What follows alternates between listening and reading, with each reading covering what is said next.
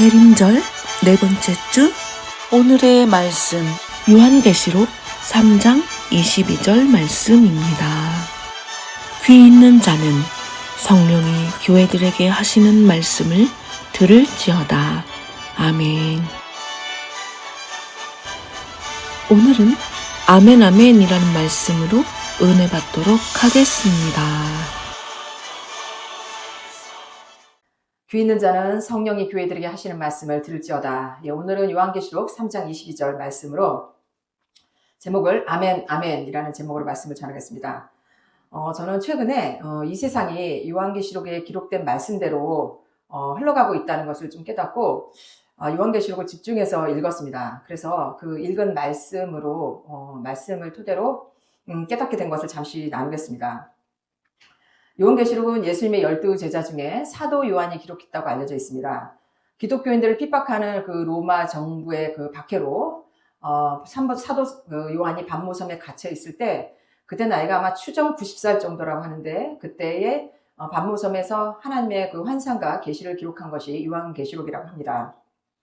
요한계시록의 내용을 살펴보면 7개 교회, 하늘 예배, 7개 인, 7개 나팔, 7개 표적, 7개 대접, 바벨론 멸망, 짐승, 음녀, 거짓 선지자, 14만 4천, 666, 새하늘 새 땅, 이런 말들이 우리가 이제 경험하지 못한 말들이 너무 많아서 어렵게 생각이 되고 또 이단들도 이 말씀을 많이 이용하고 있기 때문에 우리가 쉽게 접근하지 못하는 말씀인 것 같습니다.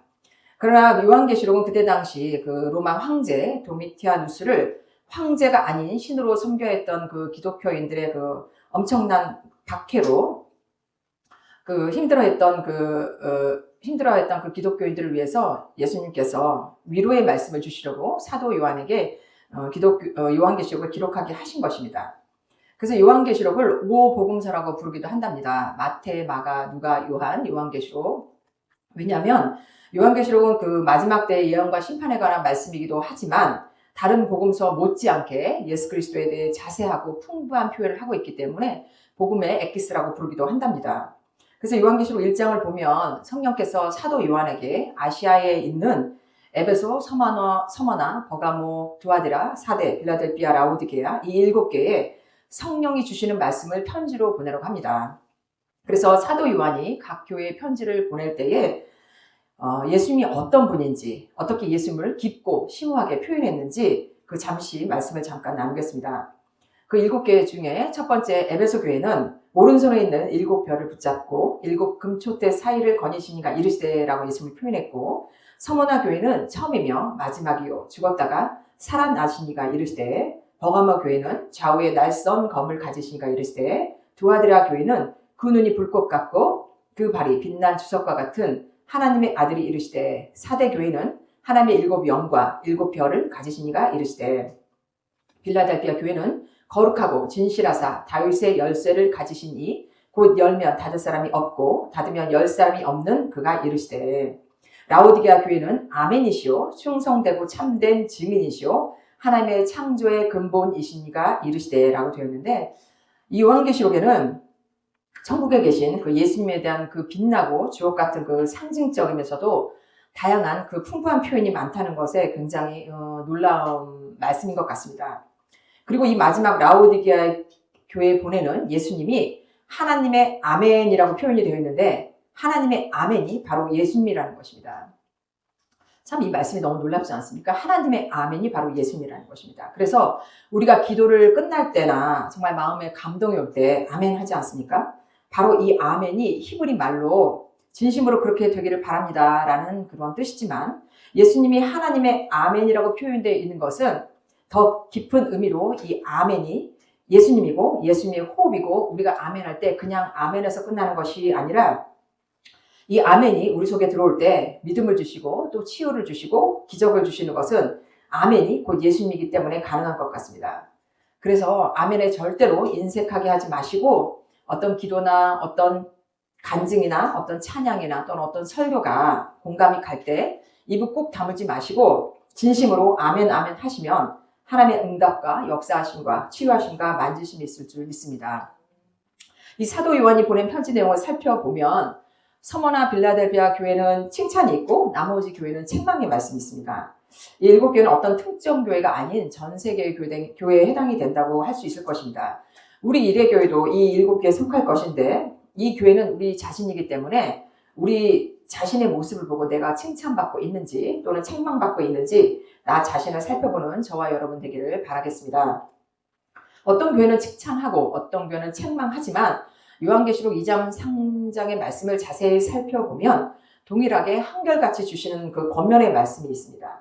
그 겉면의 말씀을 잠시 말씀을 드리면 첫 번째 에베소 교회는 이기는 그에게는 내가 하나님 낙원에 있는 생명나무의 열매를 주어 먹게 하리라.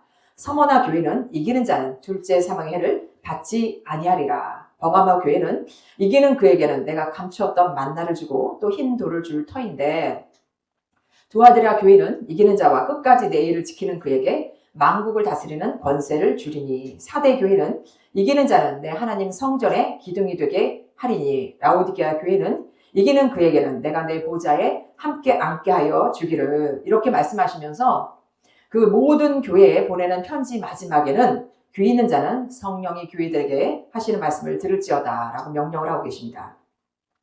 이렇게 7개 각 교회마다 이기는 자, 이기는 그에게라는 그 말씀이 쉬운 성경에는 승리하는 자라고 되어 있습니다.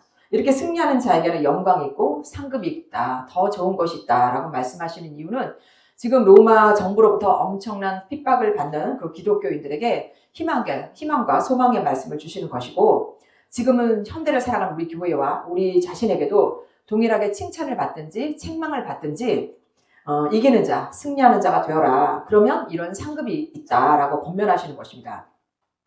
그러면 이기는 것은 어떻게 하는 것이 이기는 것일까요? 내가 누구랑 싸워서 이기는 것이 이기는 것일까요?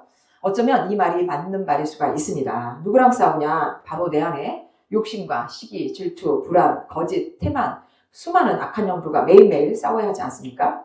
또 내 주변에 있는 나를 핍박하고 나를 또 힘들게 하는 그 악한 영들과 싸워서 승리하는 것이 이기는 것일 것입니다. 그러면 이기는 힘은 내가 어떻게 해야 이길 수 있을까요? 그것은 저도 여러분도 잘 알고 있는 바로 부르짖는 기도에서 이기는 힘이 나온다는 것입니다. 이 부르짖는 기도를 할 때에 내 안에 더럽고 악취나는 악한 영들이 쏟아져 나가기 때문에 내 안이 깨끗하게 청소가 돼야 성령이 내 안에 오셔서 이기는 힘을 주시는 것입니다.